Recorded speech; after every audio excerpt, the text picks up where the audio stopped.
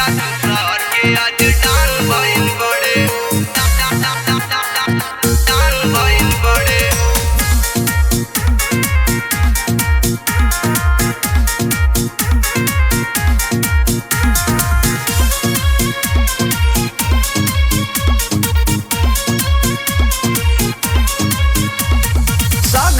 चलेला बेटा हमारे ही नाम रे, बुझा जनिया बना के कहीं के डान रे। अरे सुन सागरो चलेला बेटा हमारे ही नाम रे, बुझा जनिया बना के कहीं के डान रे। काल रहले गिदड़ आज शेर भाईल बाड़े, दो चार गोला वंडा लेके ढेर भाईल बाड़े। बाप दादा कैले बा गुलामी हिरान के ता बेटा तू शहर के आज डान भइल बाड़े। बाप दादा कैले बा गुलामी हिरान के ता बेटा तू शहर के आज डान भइल बाड़े। बेटा तू शहर के आज डान भइल बड़े डान भइल बड़े।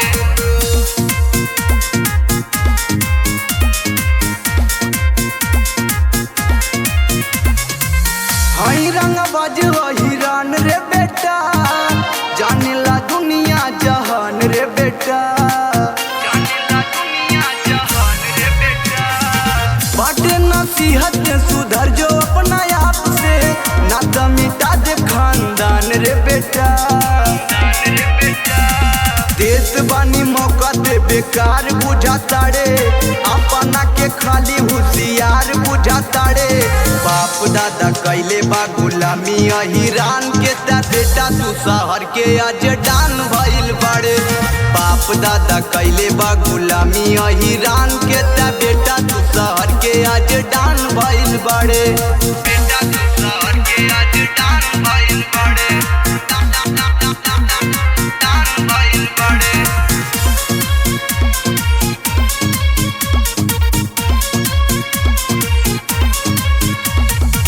सगरो खिलल हमर नाम रे बेटा, हो जाई बुरा अंजाम रे बेटा।